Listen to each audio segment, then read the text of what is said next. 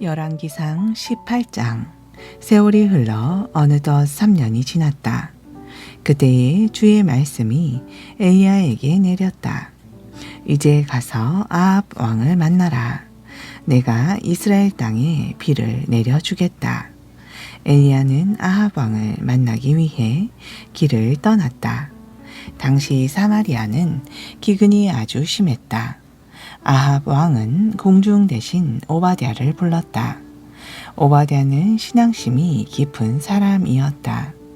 왕비 이세벨이 주의 예언자들을 죽일 때 오바댜는 예언자 100명을 2개의 동굴 속에 50명씩 나누어 숨겨두고 그들에게 빵과 물을 대준 사람이었다.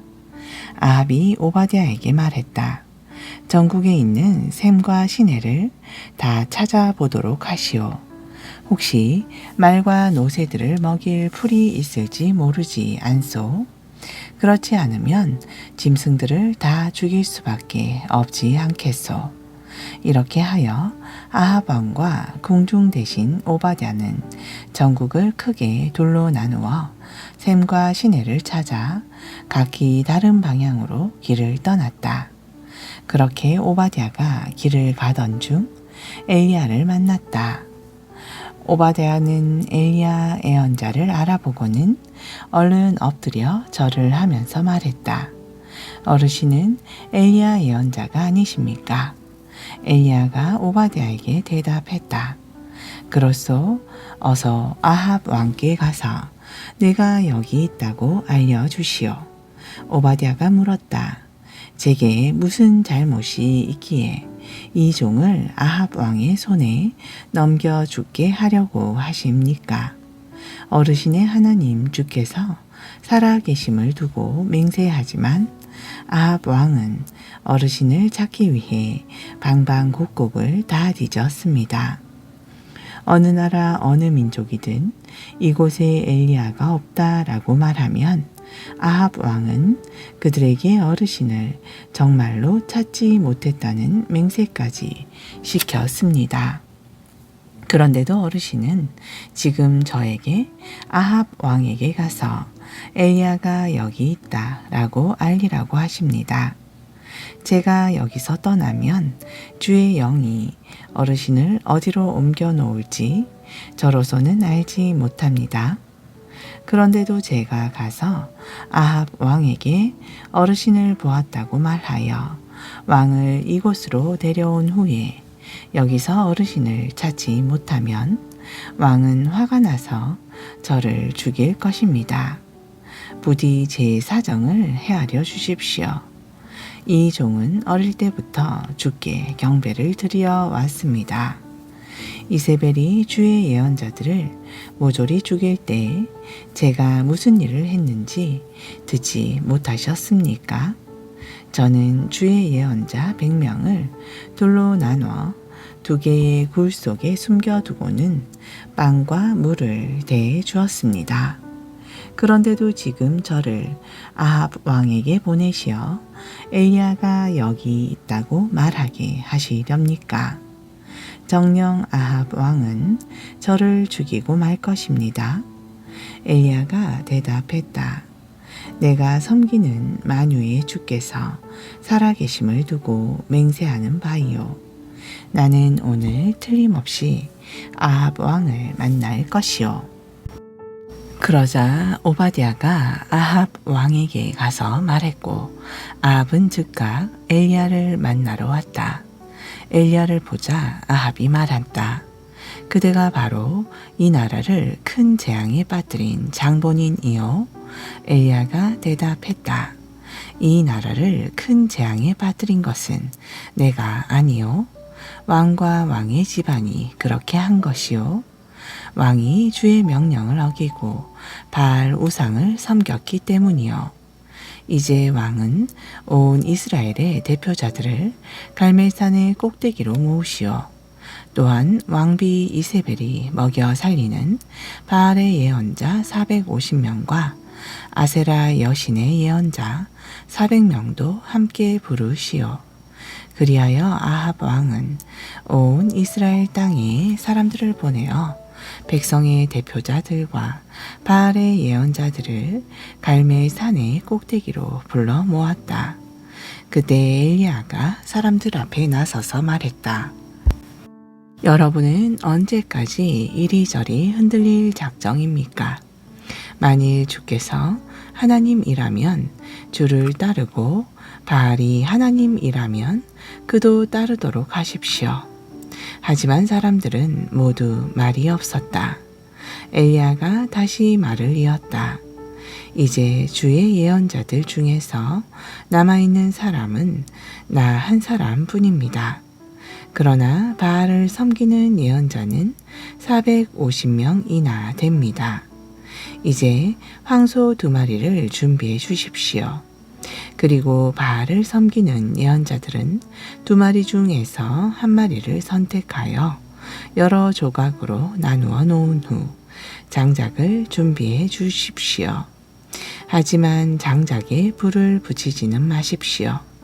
그러면 저도 다른 황소 1마리를 잡아서 장작을 준비하겠소. 하지만 나 역시 장작에 불을 붙이지 않겠소. 당신들은 당신들이 섬기는 바알 신의 이름을 부르시오. 나는 내가 섬기는 주의 이름을 부르겠소. 어느 편이든지 하늘에서 불을 내려보내어 기도에 응답해 주는 신이 참된 하나님이십니다.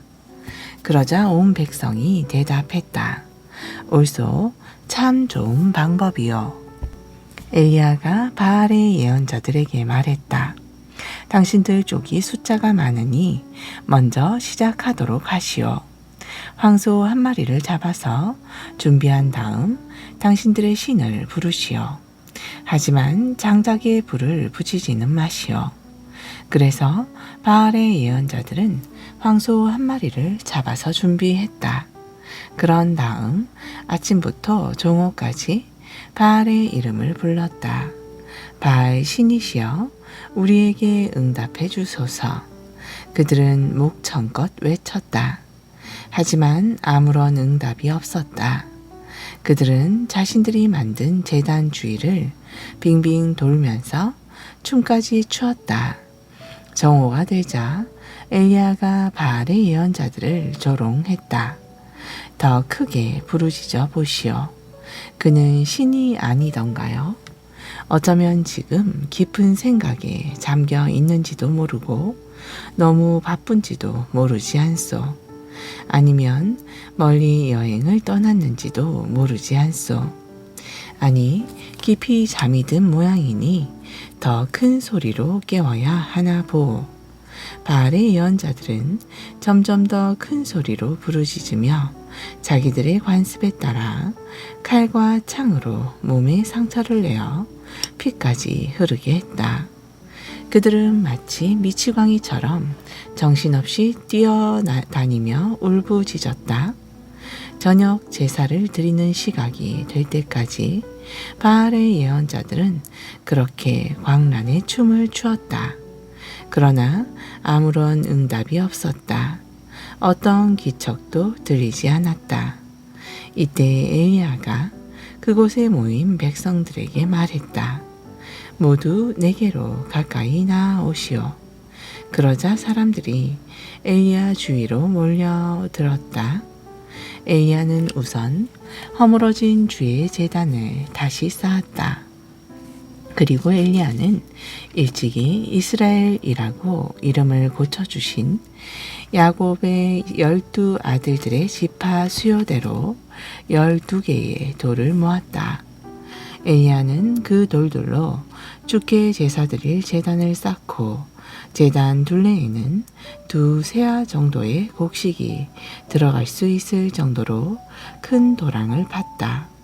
그런 후에 엘리야는 장작을 쌓아놓고 황소를 잡아 장작 더미 위에 올려놓았다.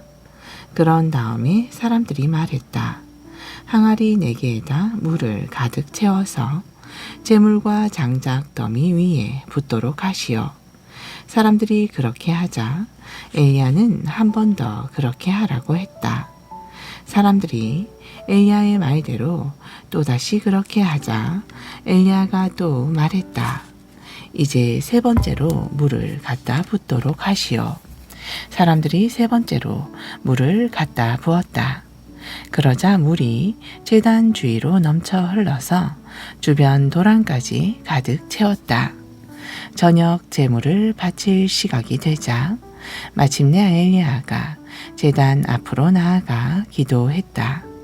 아브라함과 이삭과 이스라엘의 하나님이신 주여, 주께서는 이스라엘의 하나님이시오. 저는 주의 종으로서 주께서 시키시는 대로 제가 오늘 이 모든 일을 수행한 것인 줄을 이제 모든 사람들로 알게 하소서. 주여, 저에게 응답해 주소서. 응답해 주소서. 오 주여, 주께서 하나님이심을 이 백성들로 알게 하시고 그들의 마음을 다시 돌이켜 주소서. 그러자 주의 불이 하늘로부터 떨어졌다. 그 불길은 재물과 장작은 물론이고 제단의 돌과 그 주위의 흙까지도 모조리 태워버렸고 도랑의 물도 바짝 말라버렸다. 이 광경을 보고 온 백성은 모두 땅에 엎드려 말했다. 주야말로 참 하나님이시다. 주야말로 참 하나님이시다. 이때 엘리야가 온 이스라엘 백성에게 명령을 내렸다. 바알의 예언자들을 모조리 붙잡아라. 한 사람도 놓치지 말라. 백성들이 바알의 예언자들을 붙잡아 오자 엘리야는 그들을 기손 강가로 끌고 가서 거기서 모두 죽였다. 엘리야가 아합 왕에게 말했다. 이제 올라가셔서 식사하십시오. 벌써 큰 비가 몰려오는 소리가 들립니다. 아합은 올라가서 먹고 마셨지만 엘리야는 갈멜산의 꼭대기로 올라가서 땅바닥에 엎드려 얼굴을 두 무릎 사이에 묻었다. 엘리야가 시종에게 일렀다. 더 높은 곳으로 올라가 멀리 바다 쪽을 내려다 보아라. 시종이 올라갔다가 내려와서 말했다. 아무것도 보이지 않습니다. 엘리야는 계속해서 7번이나 시종을 올려보냈다. 시종이 7번째로 다녀와서 말했다. 바다 저 멀리에서 손바닥만한 작은 구름 한 조각이 떠올랐습니다. 그러자 엘리야가 말했다.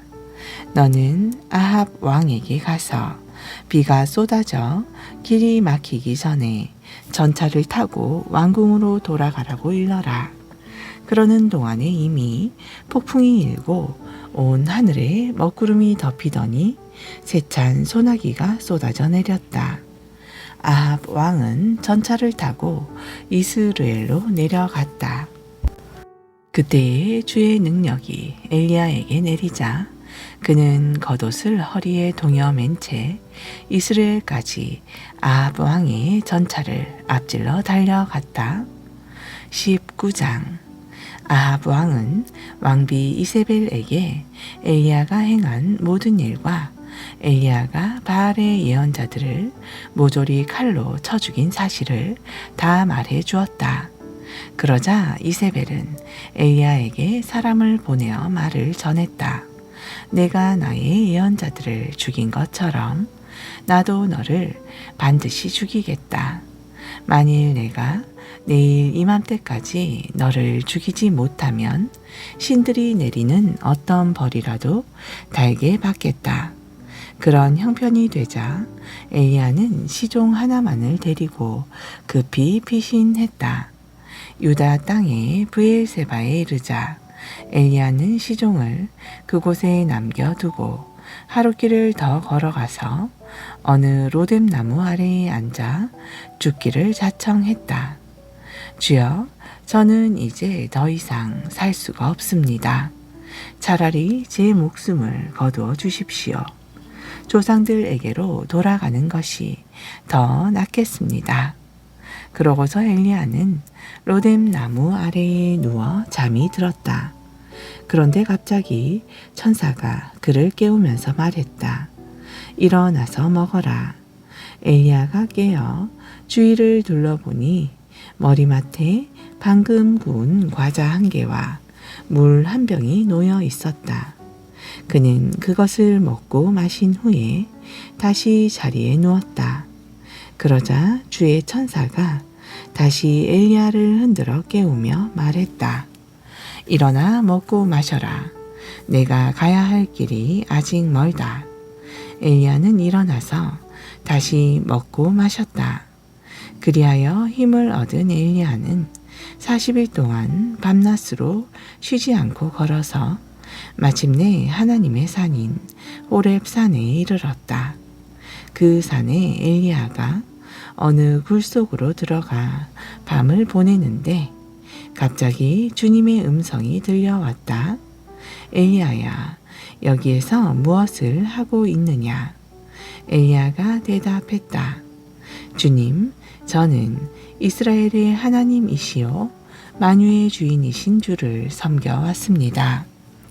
이스라엘 백성들은 주님과 맺은 언약을 저버리고 떠났으며 주님을 섬기던 제단도 허물어 버리고 주님의 예언들까지도 모두 죽였습니다. 이제는 저만 홀로 남아 주님을 섬기는데 그들은 이제 저까지 잡아 죽이려고 합니다. 주께서 엘리야에게 말씀하셨다. 너는 그 굴에서 나와 산 위에 서 있어라. 이제 곧 내가 지나가겠다. 그때에 거센 바람이 불어와 산을 가르고 바위를 부수었다. 하지만 주께서는 그 바람 속에 계시지 않았다. 거센 바람이 휩쓸고 지나간 후에 지진이 일어났다. 하지만 주께서는 그 지진 속에도 계시지 않았다. 지진이 끝나자 불이 일어났다. 하지만 주께서는 불 속에도 계시지 않았다. 불이 지나가고 나자 이번에는 부드럽게 속삭이는 조용한 음성이 들려왔다. 그 소리를 듣자 엘리야는 겉옷으로 얼굴을 가린 다음에 굴에서 나와 동굴 입구에 서 있었다. 그러자 목소리가 들려왔다. 엘리야야, 너는 여기에서 무엇을 하고 있느냐? 엘리야가 대답했다. 저는 만유의 주인이신 주를 섬겨왔습니다. 이스라엘 백성들은 주님과 맺은 언약을 저버리고 떠났으며 주님을 섬기던 제단도 허물어 버리고 주님의 예언자들까지 모두 죽여버렸습니다. 이제는 저만 홀로 남아서 주님을 섬기는데 그들은 저까지 잡아 죽이려고 합니다. 주께서 엘리야에게 말씀하셨다. 너는 왔던 길로 되돌아가 다메섹으로 가거라. 거기에서 하사엘에게 기름을 부어 아람 왕으로 세우고 또 님시의 아들 예후에게 기름을 부어 이스라엘 왕으로 세워라. 그리고 아벨 무홀라 출신인 사밧의 아들 엘리야에게 기름을 부어 내 뒤를 이을 예언자로 세워라. 하사엘의 칼을 피해 살아남은 자는 예후가 죽일 것이고 예후의 칼을 피해 살아남은 자는 엘리사가 죽일 것이다. 그러나 나는 바알에게 엎드려 절하지 않고 바알 신상에게 입을 맞추지도 않은 사람들 7,000명을 이스라엘에 남겨두었다. 엘리야는 일어나 그곳을 떠났다. 그리고 길을 가다가 사밧의 아들 엘리사를 만났다. 때에 엘리사는 2마리 소가 한 조가 되어 끄는 각각의 쟁기 12개로 밭을 갈고 있었는데 그 자신은 12번째 쟁기를 붙들고 있었다. 엘리야는 그에게로 다가가서 자신이 입고 있던 겉옷을 벗어 엘리사에게 던져 주었다.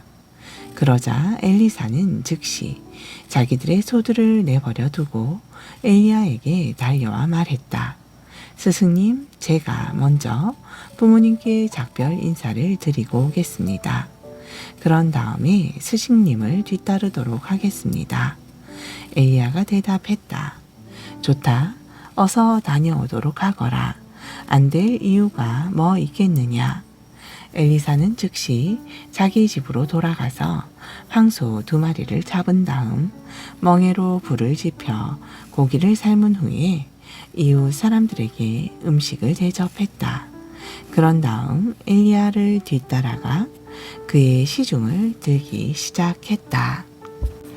아멘. 신약전서 누가복음 23장 13절. 로마 총독 빌라오가 대제사장들과 율법 교사들과 백성들을 불러 모으고는 그들에게 말했다. 당신들은 유다 백성들을 반역하도록 선동한다는 이유로 이 사람을 나에게 데리고 왔소. 그래서 당신들이 보는 앞에서 이 사람을 신문했지만 죄를 물을 만한 것을 찾지 못했소. 헤롯 역시도 나와 같은 결론에 도달하여 예수를 우리에게 되돌려 보냈소. 아무래도 이 사람은 사형을 받을 만한 일을 저지르지 않았소. 그러니 나는 이 사람을 매질하게 한 후 풀어주어야겠소. 해마다 명절이 되면 총독은 백성들이 원하는 죄수 하나를 풀어주는 관례가 있었다. 그러자 그들은 일제히 큰 소리로 외쳤다. 이 사람을 죽이고 바라바를 풀어주시오. 바라바는 로마 정부에 반대하여 예루살렘에서 폭동을 일으키고 사람을 죽인 혐의로 당시 감옥에 갇혀 있는 소문난 죄수였다. 그래도 빌라도는 예수를 풀어주고 싶어서 다시 한번 그들에게 자기 뜻을 밝혔다. 하지만 그들은 더욱 크게 소리쳤다. 그 자를 십자가에 못 박으시오. 그 자를 십자가에 못 박으시오. 빌라도가 3번째로 그들에게 말했다. 왜들 이러시오.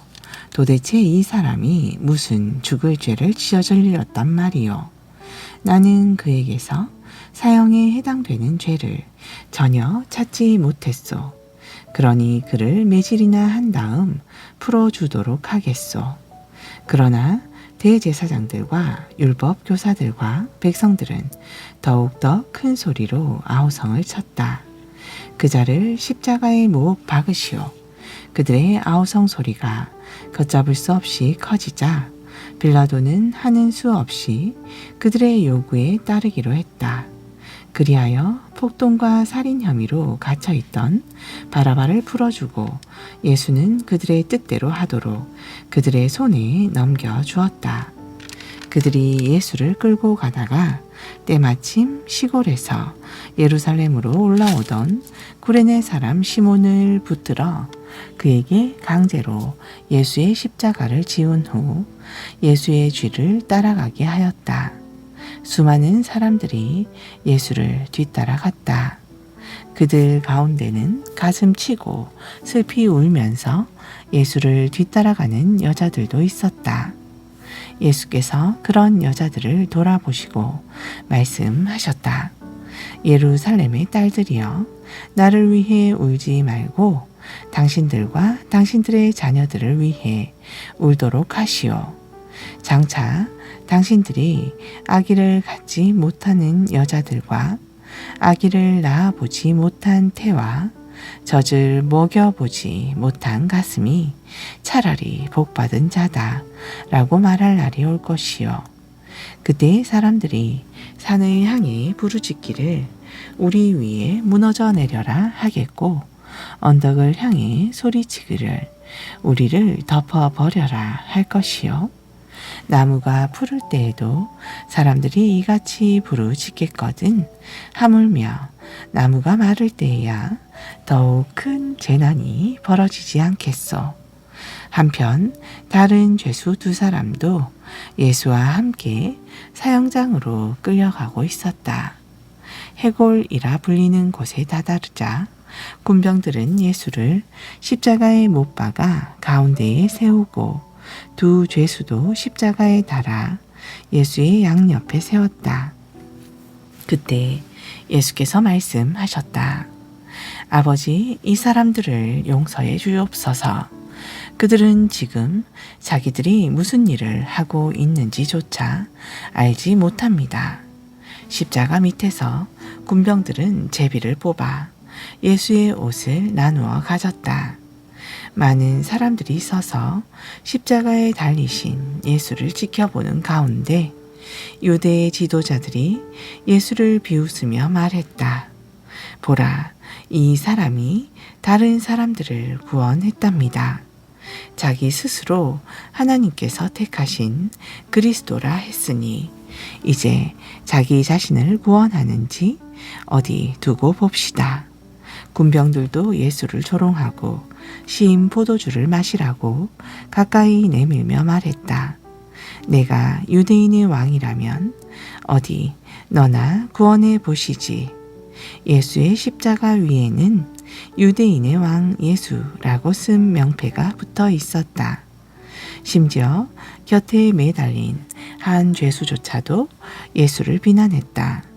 너는 그리스도가 아니냐. 이제 너도 살리고 우리도 구원해 보라. 그러나 다른 한 죄수가 그 죄수를 꾸짖으며 말했다. 너도 똑같이 십자가형을 받고 있으면서도 하나님이 두렵지도 않느냐. 우리가 저지른 죄로 인해 마땅히 받을 벌을 받는 것이지만 이분은 아무것도 잘못한 일이 없다. 그리고 예수를 향해 말했다. 예수님, 당신의 나라에 들어가실 때 저를 기억해 주십시오. 예수께서 그에게 대답하셨다. 내가 진정으로 당신에게 말하겠소. 당신은 오늘 나와 함께 낙원에 있을 것이요. 낮 12시쯤 되자 어둠이 온 땅을 덮더니 오후 3시까지 계속되었다. 태양은 빛을 잃었고 성전 안의 두터운 휘장은 두 쪽으로 찢어졌다. 그때 예수께서 큰 소리로 외치셨다. 아버지여, 제 영혼을 아버지의 손에 맡깁니다. 이 말씀을 하시면서 예수께서 마침내 십자가 위에서 숨을 거두셨다. 로마 군대의 백부장이 이 일을 지켜보고 있다가 하나님을 찬양하며 말했다. 이분은 참으로 의로우신 분이었구나. 구경하러 모여든 사람들도 그 일어난 놀라운 일들을 보고는 모두 가슴을 치며 집으로 돌아갔다. 또 예수를 아는 사람들과 갈릴리에서부터 예수를 따라온 여인들도 멀찍이 서서 이 모든 광경을 다 지켜보았다. 요셉이라는 사람이 있었는데 그는 공회의원으로서 착하고 올곧은 성품을 지닌 사람이었다. 이 사람은 예수를 정죄하는 다른 공회의원들의 결정과 행동에 동의하지 않았다. 그는 유대의 아리마대 출신으로서 하나님의 왕국을 고대하고 있었다. 이 요셉이 총독 빌라도를 찾아가서 예수의 시신을 내달라고 요청했다. 그는 예수의 시신을 십자가에서 내려 고운 배로 감싼 다음 언덕 기슭에 바위를 파서 만든 새 무덤에 모셨다. 이렇게 예수의 시신을 무덤에 모신 때는 안식일 전날 곧 예비일로서 이제 막 안식일이 시작될 무렵이었다. 갈릴리에서부터 예수를 따라온 여자들도 요셉을 뒤따라가서 예수의 시신이 무덤에 안치되는 모습을 전부 지켜보았다. 그리고 그 여자들은 집으로 돌아가서 예수의 시신에 바를 향료와 향유를 마련하였다. 그러고 나서 그들은 계명에 따라 안식일에 쉬었다. 예수께서 그에게 대답하셨다. 내가 진정으로 당신에게 말하겠소. 당신은 오늘 나와 함께 낙원에 있을 것이요. 그때 예수께서 큰 소리로 외치셨다. 아버지여, 제 영혼을 아버지의 손에 맡깁니다. 이 말씀을 하시면서 예수께서 마침내 십자가 위에서 숨을 거두셨다.